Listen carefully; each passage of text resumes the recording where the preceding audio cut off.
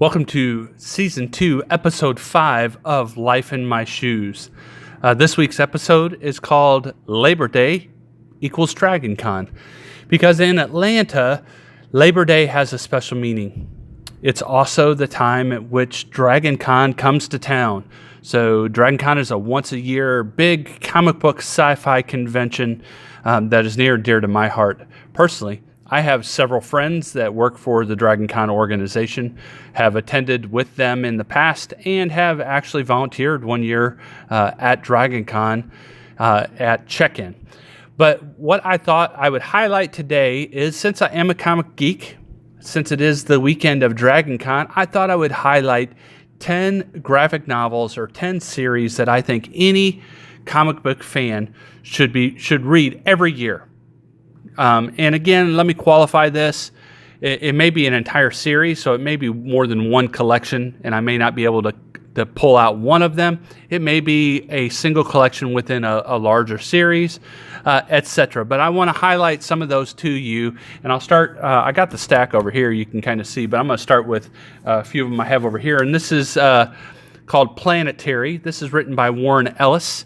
It was written and produced in the Wildstorm universe, which was originally created as part of Image Comics by Jim Lee, and was eventually sold to DC Comics.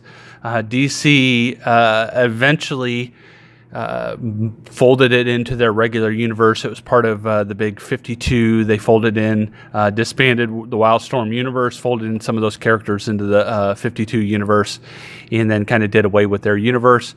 Warren Ellis is again relaunching the Wildstorm universe and has a series right now doing that called Wildstorm. But what this series is that they are essentially three people that are on this team. Again, this is a 4-volume set, so I really can't say you do one versus the other. You really need to read it in its entirety. But they are three, they're essentially superhuman archaeologists. So they go around the universe, they're solving these mysteries, explaining the unexplainable, but they're also tracking a foursome called the Four, superhumans that really are trying to manipulate history, manipulate governments, etc., to shape the world the way they want it to. So as they're collecting all these goodies along the way and explaining why all this stuff happens, they also have these arch enemies called the Four that they're out to hunt. So it collects that story.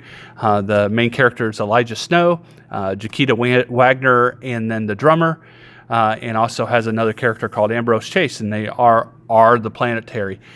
Great collection, kind of a throwback. You'll see nods to the DC universe in this proper. So great collection. Highly recommend it. The next one, Astro City by Kurt Busiek. This essentially has I think they're on their 16th volume. So this, I think, is the second storyline. And this is by far my favorite, about a character named the Confessor and his sidekick, Altar Boy. It's a nod to Batman. Again, this entire collection focuses on a city, and it's a city that has character, a city that these superheroes live in, and it's really about the city and how these different people interact with it. Tackles the topic of legacy and superheroes carrying on the mantles, and this is a phenomenal storyline. This is my favorite of all of them. The second probably being one called Tarnished Angel. Is my second favorite, and then one family album starring character Jack in the Box. But I highly recommend this. I read this at least once a year. It's just a fantastic story. Art by Brent Anderson, covers by Alex Ross, and you'll see him highlighted elsewhere in this collection as well. But just a phenomenal collection. The next series is Mage. So this is Matt Wagner. This has 2 volumes of this. This will eventually be a trilogy. This is kind of focuses a little bit on mythology, legend, folk tales, folklore. So a lot of the characters are steeped in that. This first one's called Hero Discovered, where we kind of meet our lead character named Kevin Matchstick. and kind of learn a little bit about him. It sets up some of the legend around who he is and what legend, folktale, folklore, or mythology he is tied to. The second one kind of continues the adventure where he continues to fulfill his destiny. He meets up with some cohorts, others based on mythology, legend, folktales, etc., and just progresses the story. Obviously, the first volume is much older, so I think Matt Wagner is both the writer and the artist, has matured much more in the second volume. So that's my preference, but it's a collection, so you really can't read it by itself. So you need to read it in its entirety. There is a healthy gap between the two, healthy gap, and you can see in the art style.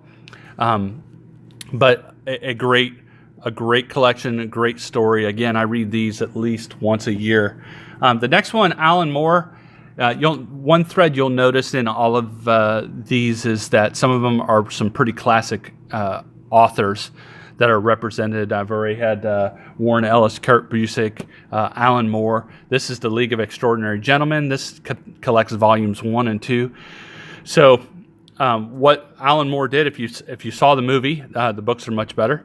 But he took characters that were in public domain that were available, Dr. Jekyll, Mr. Hyde, the Invisible Man, Mina Harkness, Captain Nemo, and Alan Quatermain, and formed this team out of them called the League of Extraordinary Gentlemen that go about and work for the government and solve these major issues that are going on with the government.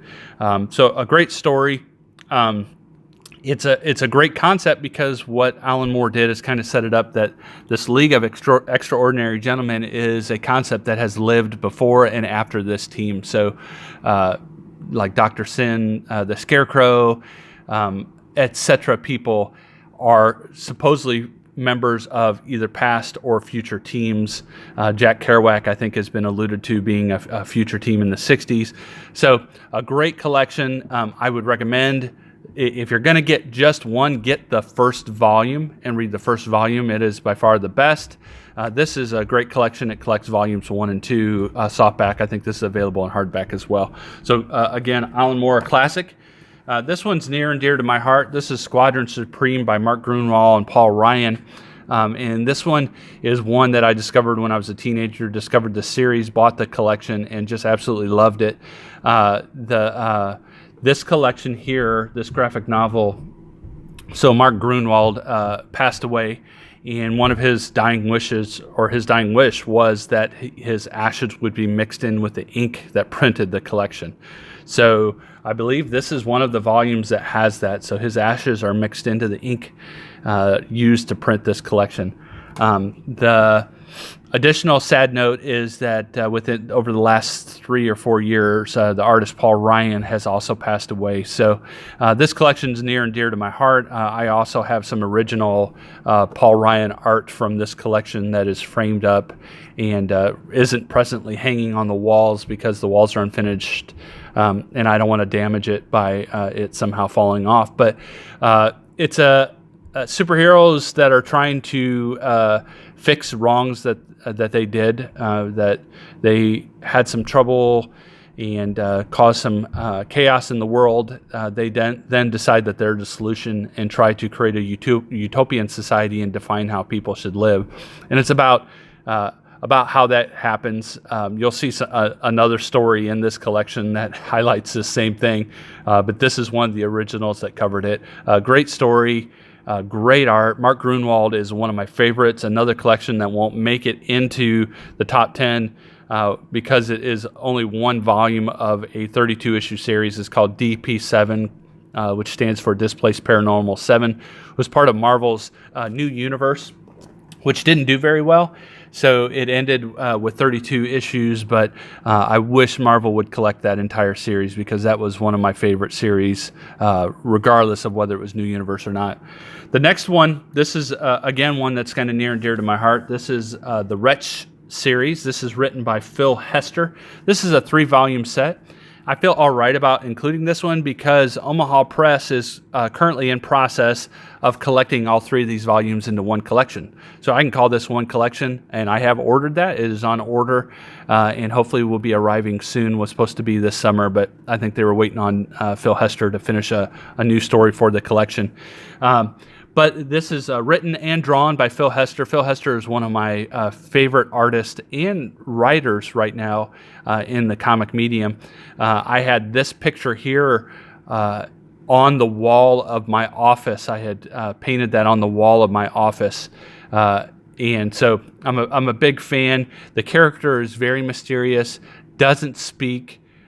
So the writing and the stories have to focus around a main character that never speaks and has this mystery, and kind of his powers are really, you never really know. He kind of accomplishes whatever the story dictates. The stories are very off the wall, just fun and quirky. I believe the character got its start in as I think he was called the Creep, and I think they had copyright issues, so I think he changed it to the Wretch.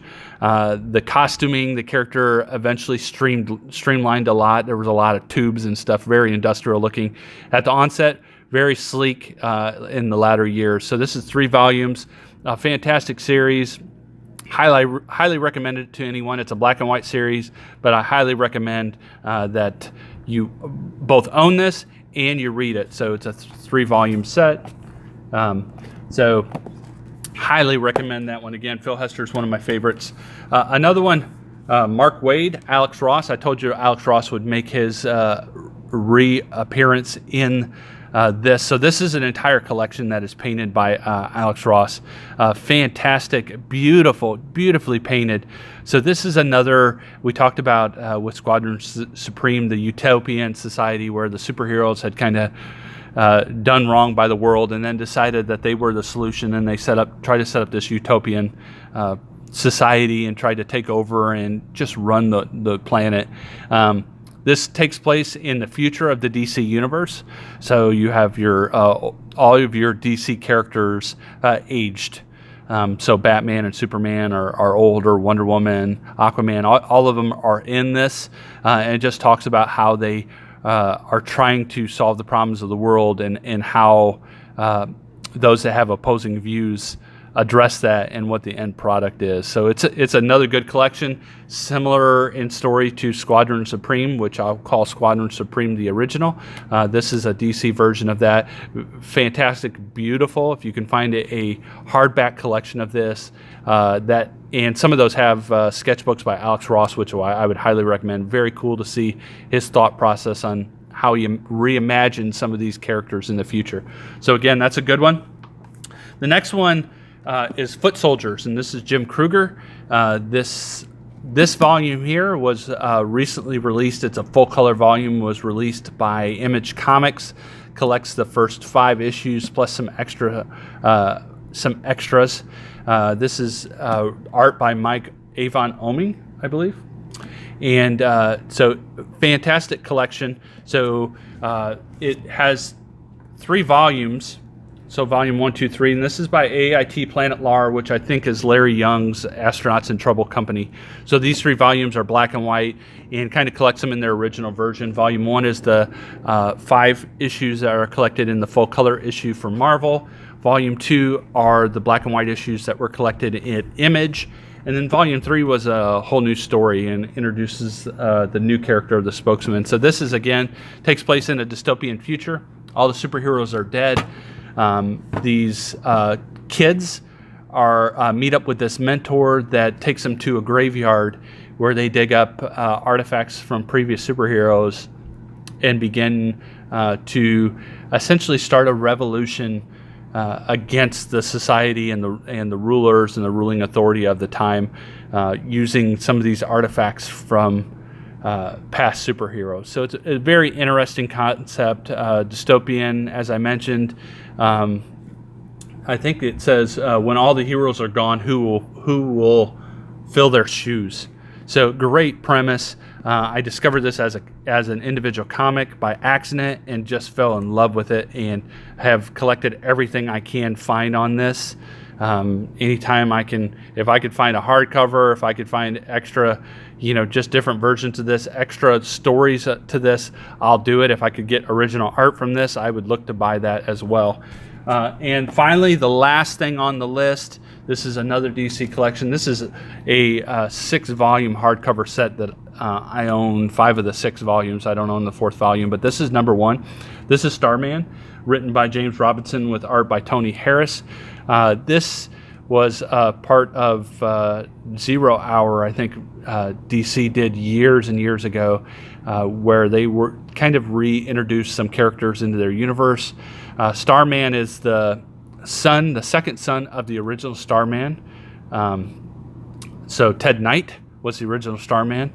And the story starts with kind of this son, which was the unlikely candidate to inherit the mantle of Starman, inheriting the mantle of Starman, and talks about, and it's just about him and his adventures as a non-traditional superhero. So he doesn't wear a costume. He essentially wears a leather jacket and combat boots and has these goggles and, has lots of tattoos, which I think is cool anyway. But just a very non-traditional character. Just a fantastic series. The 6 volumes hardcover set collects the entire series, which I think was 72 issues plus and minus some additional. I believe there was a Shade limited series that is part of this collection as well, maybe in this volume even. And then there was recently a Blackest Night, I think, or Darkest Night, I don't know what it was called, volume issue that was collected in the 6th volume. So I own the 6th volume. Again, the 4th is the one I'm missing. Again, a great story, and I recommend at least, if you're going to read one, read this volume, or if you're going to get the paperback, I think the first storyline is called Sins of the Father, is a great storyline to read. I would recommend that to anyone to read every year. So this is it. You can see this healthy stack. Pulled them off the shelf back there. These are 10 collections or 10 stories that I would recommend any comic book reader to read every year. There are lots more I have on my shelf that I would recommend. Even alluded to some of those and mentioned those in DP7. I'm a big fan of Alpha Flight, so the classic Alpha Flight collections are on my shelf. I usually read those about once a year. Strike Force Moratori, read that once a year. That's a 3-volume set. So various additional volumes that mean something to me or special to me that I encourage that I read every year. I wouldn't, if they're not great storylines from an overall classic perspective, but they are special to me. So that's just 10 volumes that I would say, or 10 collections, 10 stories that I would recommend any comic book reader to check out every year. Again, this doesn't include some of the classics. You may be surprised. It doesn't include Watchmen. It doesn't include V for Vendetta. It doesn't include Frank Miller's Dark Knight. Any Neil Gaiman, Sandman, Garth Ennis. So it doesn't include some of that stuff, and that's okay. Some of that stuff, it has value. I'm a fan of V for Vendetta and Watchmen by Alan Moore. Alan Moore is a great writer. I have other books of his on my shelf that I read every year, including several from his America's Best Comics line, ABC Comics. So here are 10 of them that I would recommend that any comic reader or any reader to read every year. So if you're a comic reader, what are some collections or stories that you would recommend to read every year? I know I have one friend, my friend that works for DragonCon, is a big fan of Daredevil. So he would be a big proponent of reading any of the Frank Miller or Bendis Daredevil. So he would recommend that. He thinks that's top-notch stuff, and who am I to say he's wrong on that? So everyone has their own opinion. These are 10 stories and collections of mine. What are things that you read every year, whether they're graphic novels or whether they're books? What are things that you read every year, and why do you read them every year? Does it hold a sentimental value? Is it just that great of a story? Let me know in the comments below. Give me a like, and we'll talk about something else exciting next week. We'll figure it out as the week progresses. Have a great week. We'll talk to you next week.